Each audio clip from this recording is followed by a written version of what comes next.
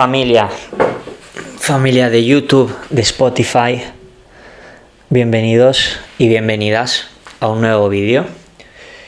Un vídeo que creo que no te dejará indiferente, ¿vale? Seguramente el título del vídeo sea ¿quién es Jazz? O ¿quién soy? O algo por el estilo. Y este vídeo surge como inspiración de un vídeo que vi el otro día de un compañero que se llama Ale McCarthy, creo que es el apellido. Fíjate que básicamente expresaba su historia, expresaba quién es.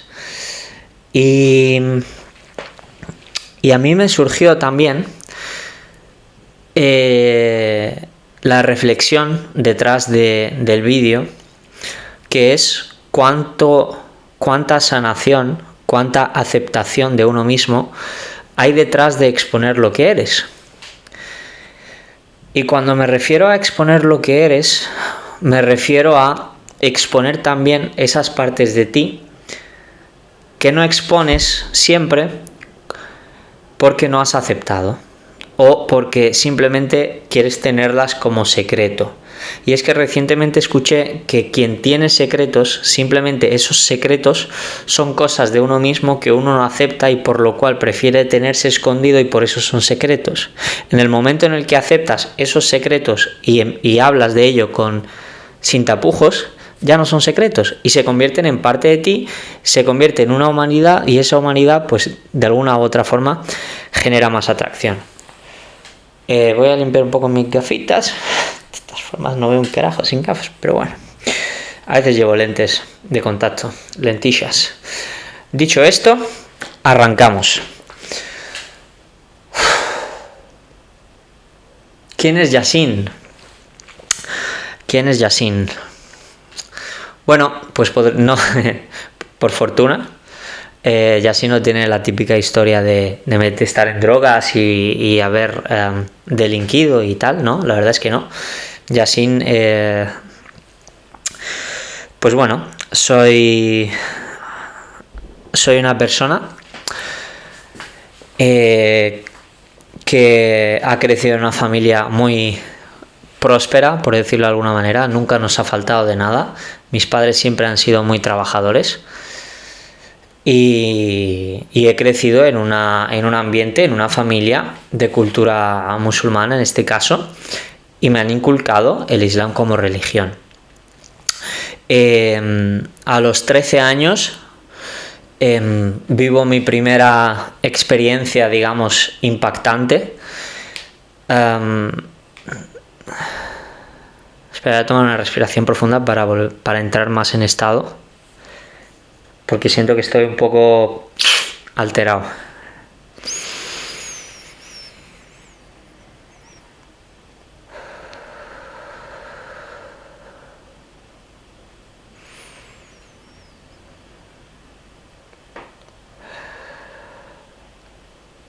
Bien. Bueno, pues como decía, a los 13 años surge mi primer gran quiebre, y es que muere mi madre. Mi madre, después de haber lidiado con un cáncer de mama durante un par de años, año y medio así, pues quiero interpretarlo como que en cierto modo se le presentó la oportunidad de trascender el cuerpo y escogió hacerlo.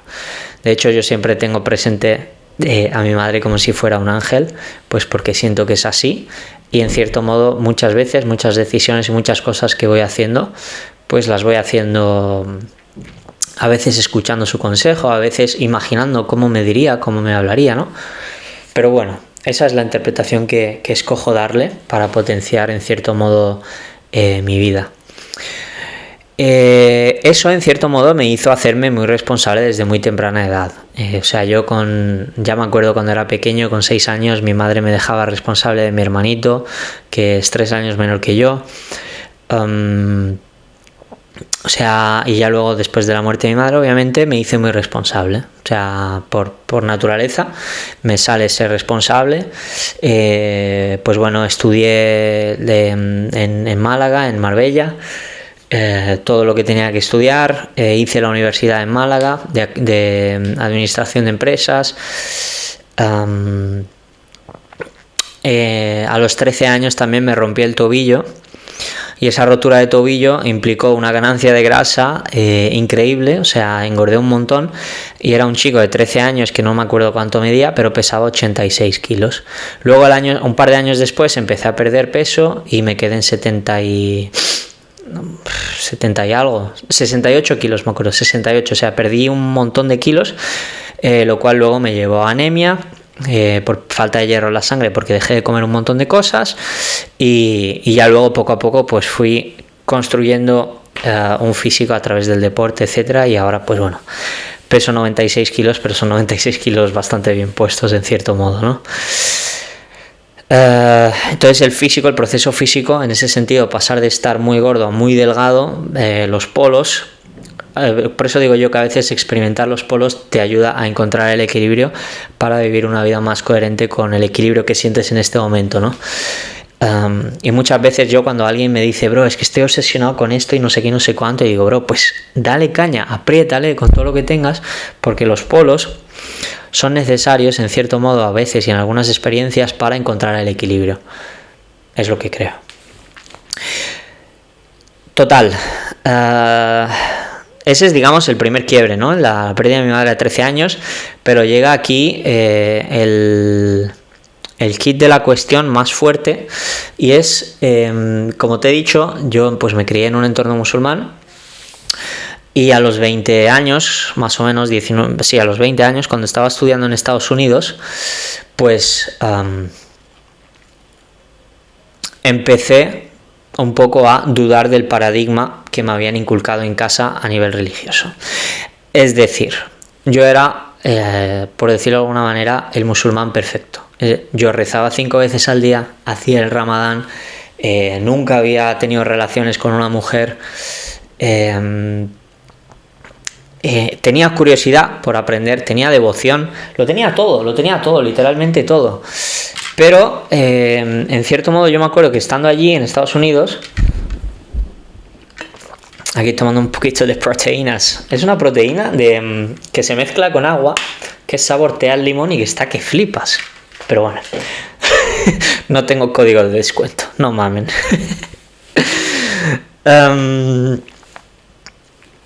Empecé a cuestionar en Estados Unidos sistema, más que sistema, empecé a cuestionar las reglas, ¿vale? Porque empecé a decir, tío, o sea, ¿por qué si estoy en este sitio, me acuerdo que estaba en Estados Unidos, ¿por qué si estoy en Estados Unidos no puedo comer esta carne o estas hamburguesas si se vive una vez sola, ¿no? Y ahí fue como que poco a poco empecé a romper creencias o a romper paradigmas. Qué inocente era, ¿eh? Sin ser muy consciente de las consecuencias que me venían. ¿Por qué digo sin ser consciente de las consecuencias? Porque la verdad es que hacer eso, tomar las decisiones que yo fui tomando, implica literalmente romper el sistema familiar generacional que viene siendo arrastrado de generaciones. Y ahora te voy a hablar de eso también, pero tranquilito, agárrate un café, que este vídeo tiene para rato. Y bueno, y así fue como empecé un poco a romper el paradigma. Primero comer fuera, que si McDonald's, que si no sé qué, sabes que la carne tiene que ser halal para un musulmán. Entonces básicamente los primeros pasos fueron comer carne no halal.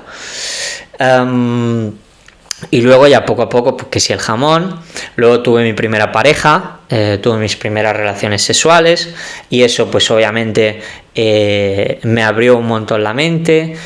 Y luego, ¿qué fue? Bueno, dejé de rezar, dejé de hacer el Ramadán, en cierto modo dejé de hacer todas las prácticas que había.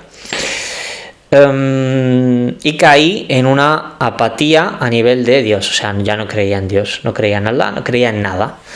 Poco después, pues bueno, empecé a adentrarme en lo que es el desarrollo personal, que si creencias, que si esto, que si lo otro, y me daba cuenta que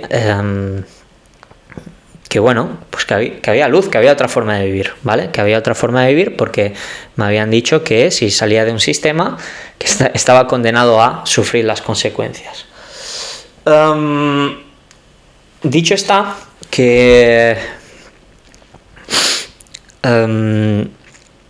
la realidad, y voy a ser completamente honesto contigo, es que las consecuencias de romper un sistema religioso acarreado desde hace generaciones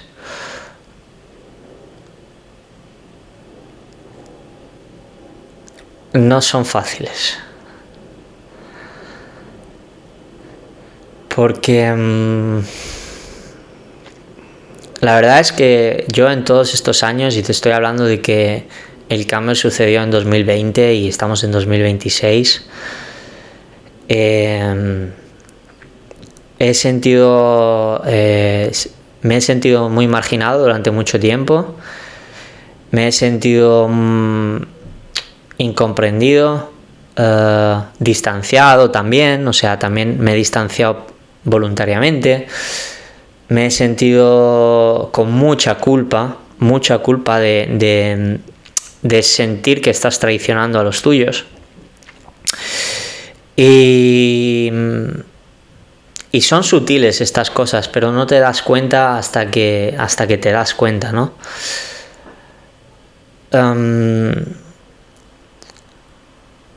De hecho, a día de hoy sigo teniendo comportamientos de saber que no he integrado todo y de saber que todavía no estoy en paz con el tema.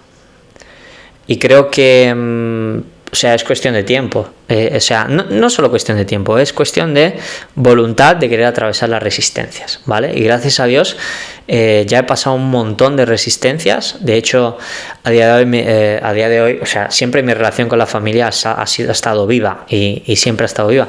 Pero ha habido niveles de intensidad en los que yo me he alejado un poco más, me he alejado un poco menos, me he acercado un poco más, menos. Pero ahora siento que a día de hoy la relación es bastante positiva, bastante sana, y pues al final mi familia siempre ha sido muy respetuosa conmigo y siempre me han querido, y al final en cierto modo tú te pones un poco en su piel y dices, bro, es que le estás poniendo entre la espada y la pared, en el sentido de que yo me acuerdo especialmente de mi padre, que lo amo con locura. Me acuerdo que pensaba en cómo lo estaría interpretando y era como, o sea, es que le estás diciendo el amor por la religión o el amor por tu hijo, ¿sabes? Era como, lo estás poniendo también, lo estás llevando en cortocircuito, ¿sabes? Y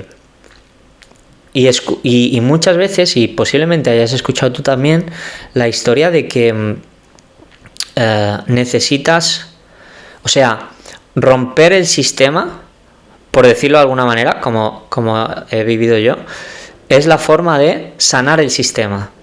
Es paradójico, pero justo lo que estoy haciendo, en cierto modo, es lo que necesita mi sistema para sanar. O sea, la interpretación a nivel de coaching sistémico y todas estas cosas, si no me equivoco, es así. Y no me equivoco mucho. Soy muy humilde también, ¿eh? No, es broma.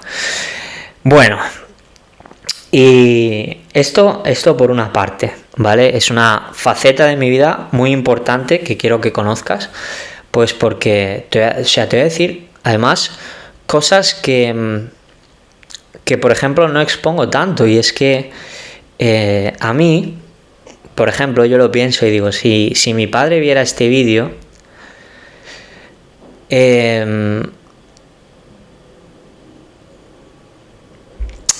se me despierta como el miedo a que él lo viera como una desilusión, en cierto modo, y a que realmente conociera toda la verdad. O sea, él sabe, yo le he dicho que ya no voy a seguir nada, yo se lo dije, pero él no sabe. O sea, yo no le digo a nivel de forma voluntaria y activa. Mira, bro, o sea, mira, papá, que no hago el Ramadán.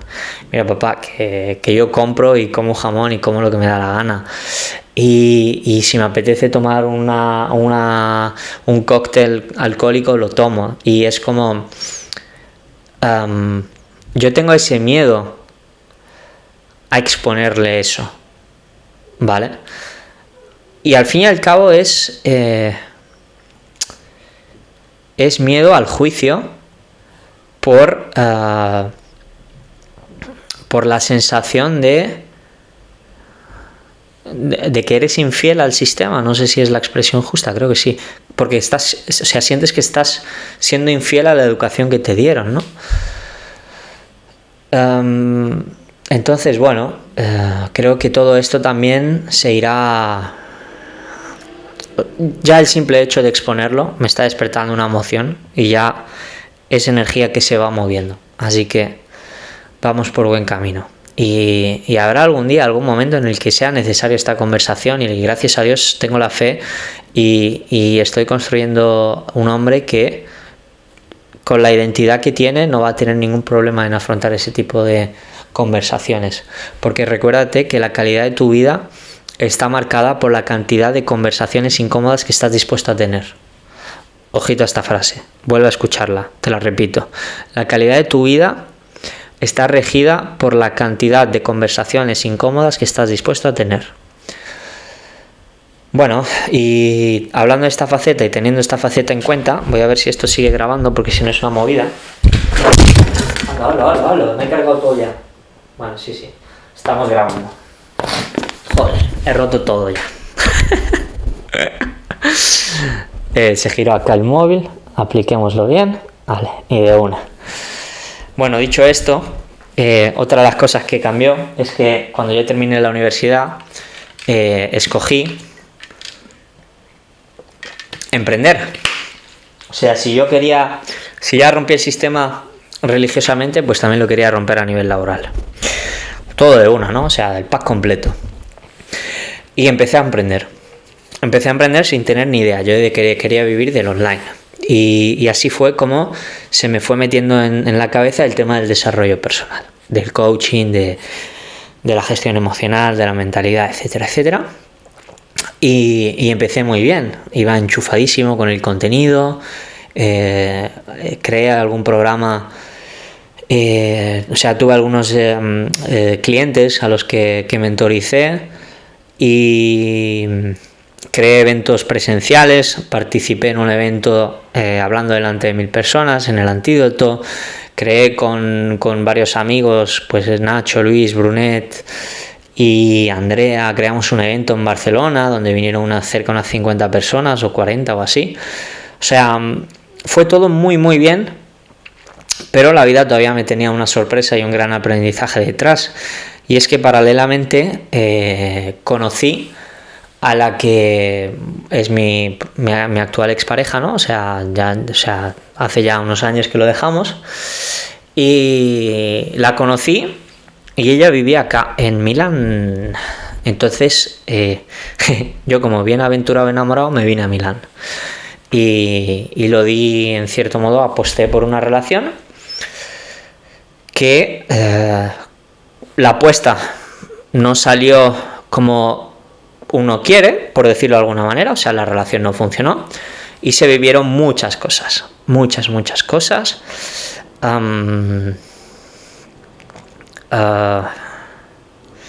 No quiero ser víctima, no quiero hacerme víctima de nada, pero en cierto modo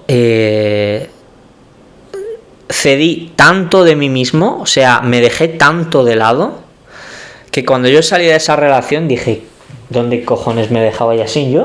O sea, Yasin, ¿dónde está? ¿Dónde se ha quedado? Lo he dejado en España, lo perdí a Yasin, o sea, lo perdí completamente.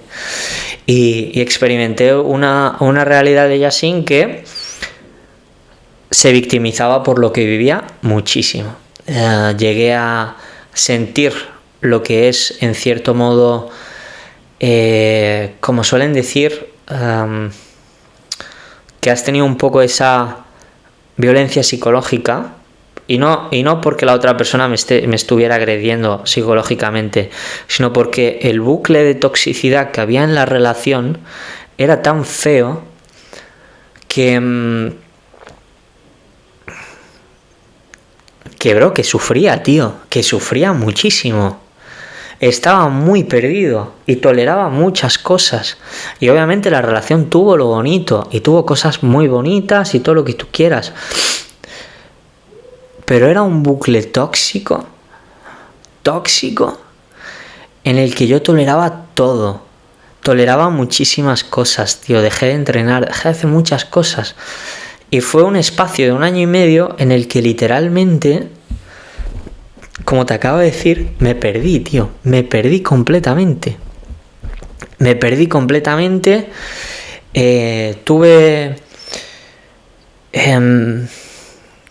Tuve comportamientos, o sea, cuando hablo de violencia psicológica, me refiero a que yo soy una persona muy tranquila, ¿vale? O sea, realmente muy tranquila, y soy una persona con una gestión interna muy positiva, por decirlo de alguna manera, y que no reacciona mucho a la vida, no reacciona mucho a los factores externos. Y yo consideraba que eso era una cualidad, y resulta que en esa relación se convirtió en una debilidad, porque no reaccionar te hace menos hombre. Y entonces empecé a forzar reacciones que no eran naturales de mí, y hasta llegar a puntos de autolesionarme, autoagredirme,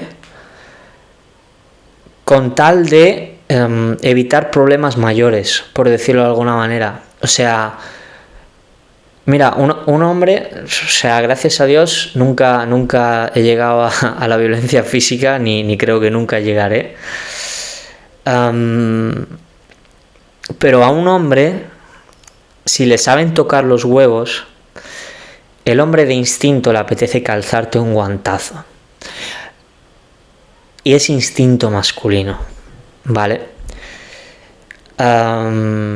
Y yo ha habido momentos, de verdad, en los que me tocaban tanto las bolas que me daban ganas de calzarle un guantazo a la otra persona. Y ahí me daba cuenta, o sea, después de esas situaciones de mierda, me daba cuenta de que estaba fuera de Yasin, o sea, no estaba siendo yo mismo. Y esto es muy feo, lo que te estoy diciendo, pero lo he vivido y es real, y es parte de mí, ¿sabes? Y expresarlo también me libera. Entonces, me siento agradecido de poder grabar esto.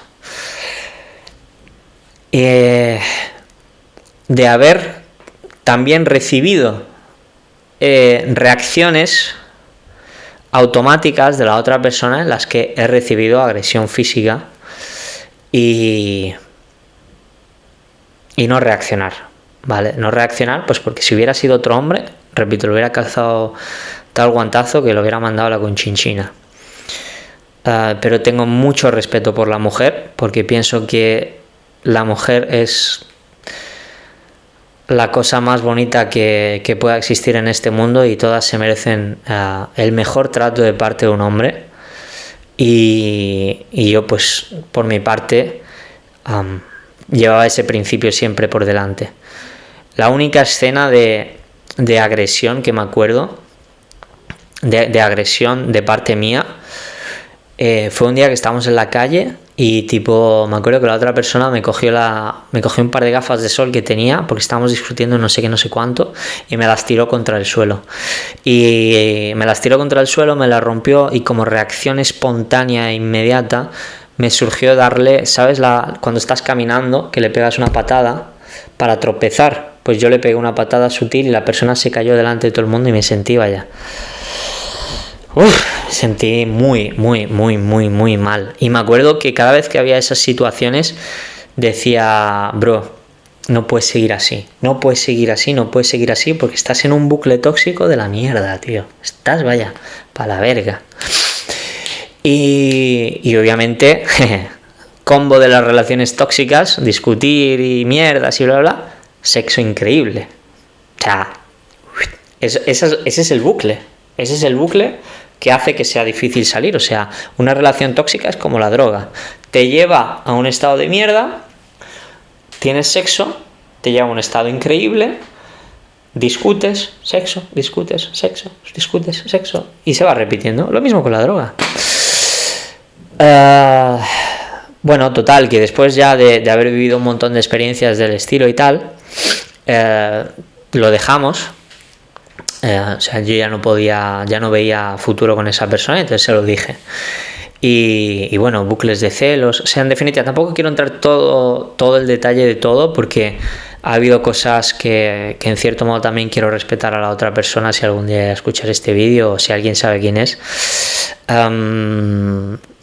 Pero sí, literalmente tenía ataques de ansiedad. O sea, sentía mucha ansiedad cuando, por ejemplo, venía al trabajo. O sea, cuando yo estaba en el trabajo y tenía que hacer el cambio de turno con una compañera por la cual mi expareja percibía celos porque pensaba que yo estaba ligando con la compañera y no existía nada de ligue con mi compañera. O sea, literalmente no se lo deseo a nadie vivir una relación así de tóxica, de acabar en estados, o sea, literalmente de documentar un poco, o sea, bro, que estamos hablando de una serie de televisión, tío, que acabé en un punto en el que la otra persona vino a hacerme fotos fuera del hotel con mi compañera para ver cómo era o sea, el nivel de toxicidad era 100. Era si no discutíamos cada 3 días, era un milagro. O sea, si yo pasaban 3 días y no discutía en esa relación, era un milagro. Y de hecho, después de dejarlo, me costó mucho recomponerme como persona, y también volvió a aparecer en mi vida ella. Tuvimos en cierto modo una recaída en la que esta también es una movida, en la que acabé teniendo relaciones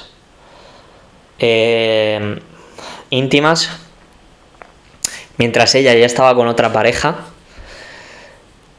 y yo era el amante, ¿vale? O sea, imagínate cuán bajo en cierto modo caí, por decirlo de alguna manera, y obviamente no me siento orgulloso de compartirte esto, pero es la realidad de lo que he vivido.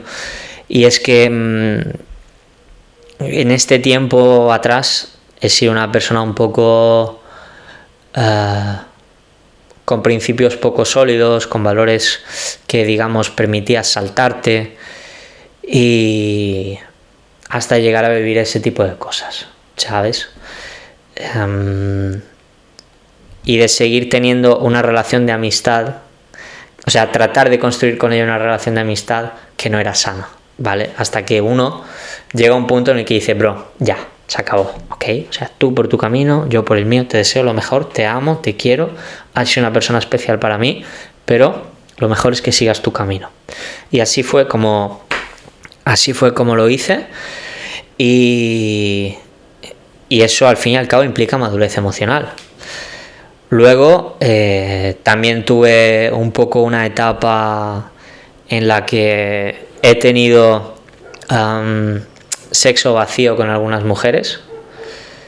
Bueno, con algunas, con 2 en concreto.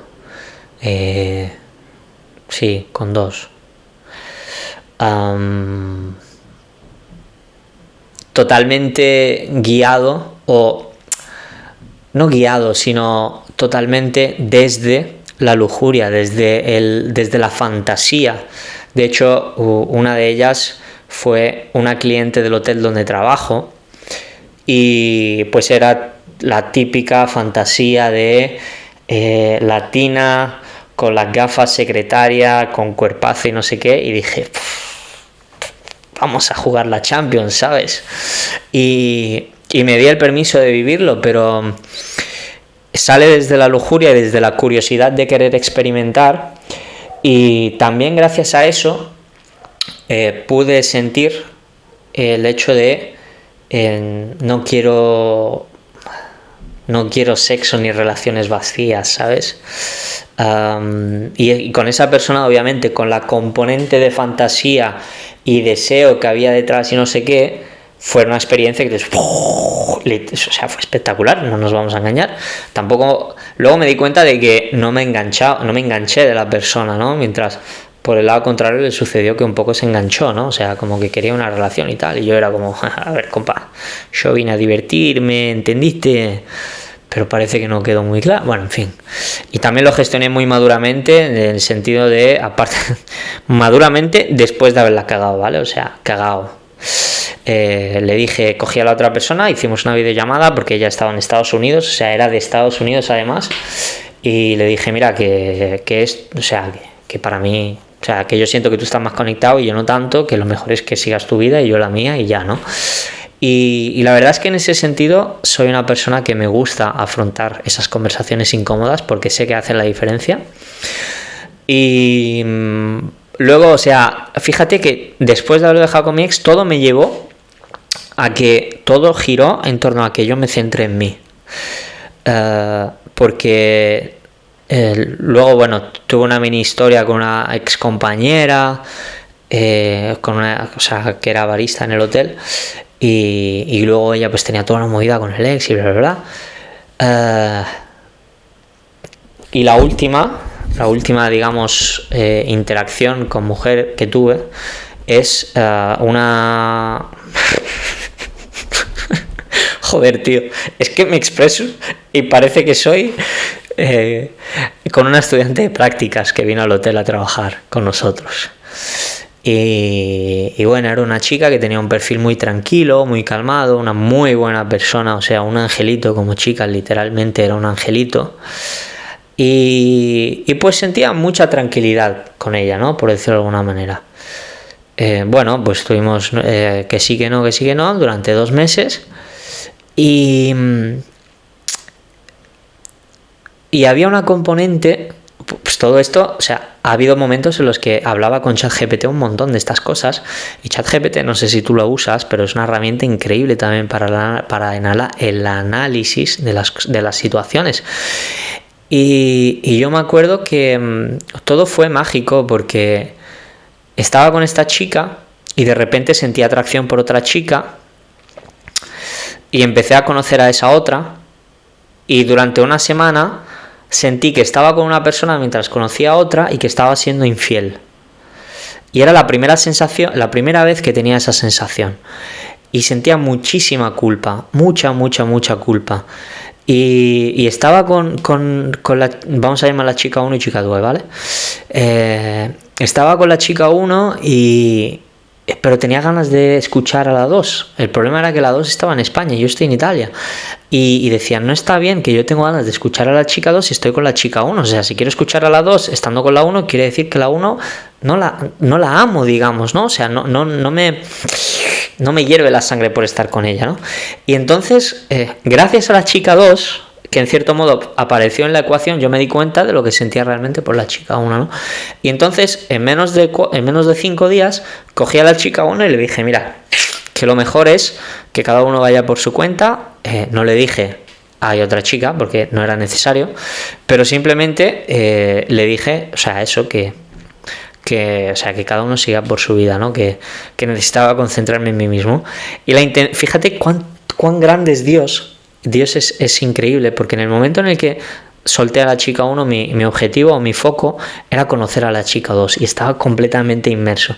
Y la chica 2 me empezó a echar cuentas largas y a salir de la ecuación, ¿sabes? Y yo, la chica 2 la había conocido en el hotel porque era una cliente y tal, y habíamos hablado por videollamada y una conexión bonita y bla, bla, bla. Y la chica 2 dejó de ser parte de la ecuación. Y de repente empezó a haber una introspección de nuevo, que yo dije, wow, gracias Dios, porque orquestaste todo de manera perfecta para volver a mí y volver a y reconstruir un hombre con mejores estándares, más coherente, más honesto, más sano, que se pueda relacionar más adelante cuando surja con una mujer con las mismas características, porque desde una construcción más sana no aceptarás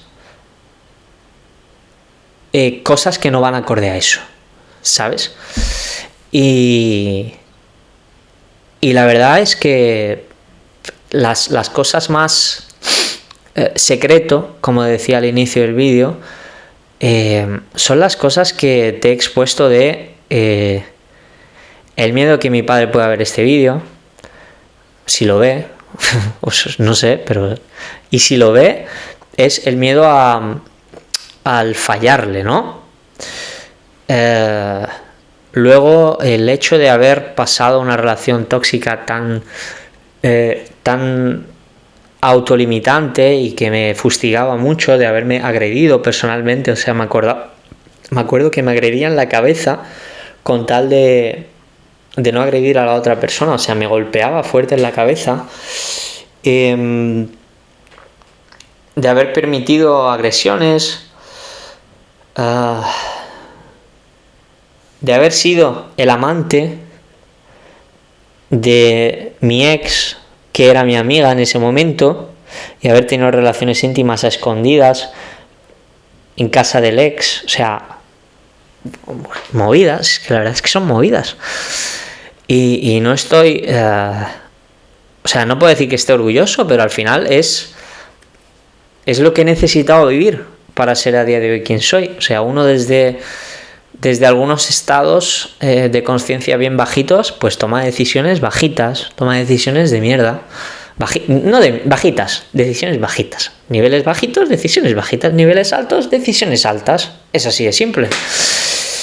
Y nada, entonces me fui enfocando en mí, siempre he entrenado, empecé a competir en powerlifting y ahora pues estoy muy comprometido con volver a la grandeza que Dios puso en mí.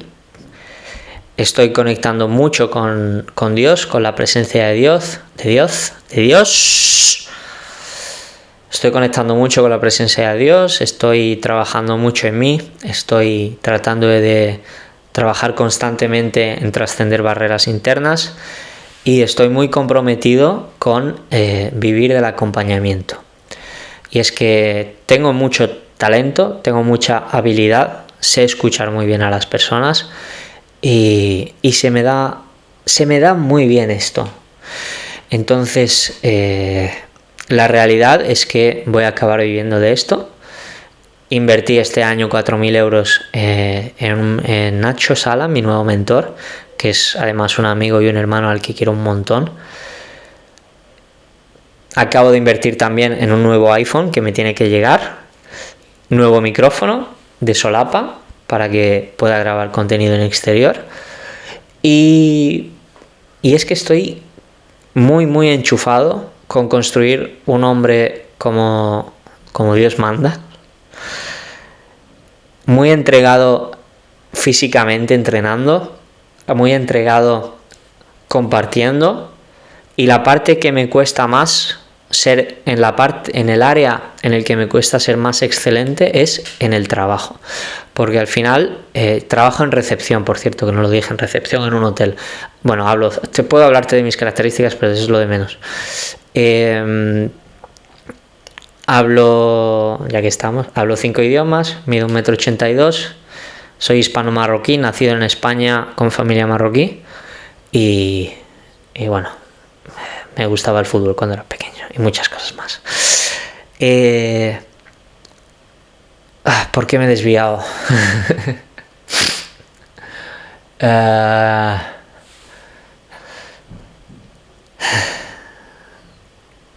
El tema de la identidad, de la mentoría, el iPhone, y estoy muy comprometido con construir una identidad alineada a la grandeza que Dios puso en mí y a dejar de vivir las resistencias que se aparecen en el camino, porque se aparecen todo el tiempo, pero al final hay que ir dando saltos de fe.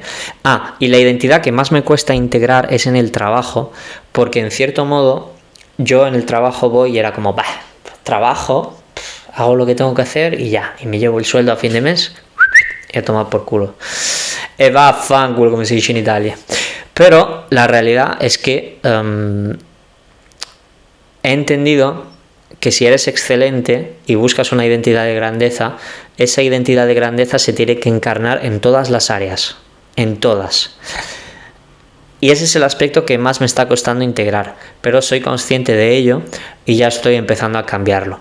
Y ya la vida se encargará de ponerme donde sea más útil. Hace poco subí un vídeo en el que decía que me quería ir a vivir a Marbella de manera abierta para estar cerca de la familia. Y ahora últimamente me estoy cuestionando si es realmente lo que quiero, en el sentido de que también se me abre la cabeza de que voy a vivir en Dubái en un futuro no muy lejano, por el ambiente, por el entorno, por el contexto y por la expansión que sé que viviré allí. Entonces, no sé si acabaré trabajando en Marbella este verano y luego me iré a Dubái. No sé si acabaré desde aquí viviendo el acompañamiento e irme a Dubái. No sé cuál es el plan de Dios, pero lo que sí sé es que no estoy dispuesto a jugar en pequeño. No voy a volver a jugar en pequeño. Cualquier resistencia que se me aparezca, voy a estar completamente comprometido a trascenderla. Y ese es mi principal foco para este 2026. Y este 2026, una de las cosas que yo y Nacho vamos a llevar a cabo en la mentoría, en el programa, que además será precioso porque tenemos una mastermind en Marbella, acabar viviendo este año del acompañamiento, ¿vale? Y es una realidad que se está creando desde ya, desde crear esto y desde compartirme tal cual soy, y de manera inevitable, encarnando la identidad que vive de eso en todas las áreas de la vida, va a llegar.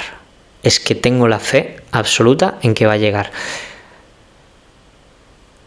Cuando empecé hace unas semanas, no creía en esto, no creía en mí, me sentía pequeño y me sentía débil, porque veía que todo el mundo había avanzado un montón y yo en estos 4 años me había quedado atrás. También había creado un podcast, que existe todavía. Creé un podcast y lo dejé después de un añito. Y me sentía muy impotente porque me sentía muy pequeño en serio. Y ahora, después de unas semanas trabajando mucho en mí, trabajando mucho en la identidad, en compartir, en hacer todo de manera más excelente posible, y estar más alineado y tener un mentor y acompañamiento, y cada vez que vayan surgiendo resistencias, hablarlas para poder trascenderlas, etcétera, empiezo a ver luz, ¿sabes? Y al final dar un salto de fe, cuando tú pagas 4.000 euros por un programa, por una mentoría, el compromiso se multiplica por 10, por 1.000. Entonces, junto con el hecho de que si yo quiero que me paguen 4.000 euros o mañana, que está más cerca de lo que crees, tienes que ser tú el primero en pagarlos, ¿sabes? Entonces ese también es un poco reafirmar el compromiso conmigo mismo y no cerrarme a la grandeza de Dios. Y no me enrollo mucho más. Espero que te hayas dado el permiso de conocer un poco quién hay detrás.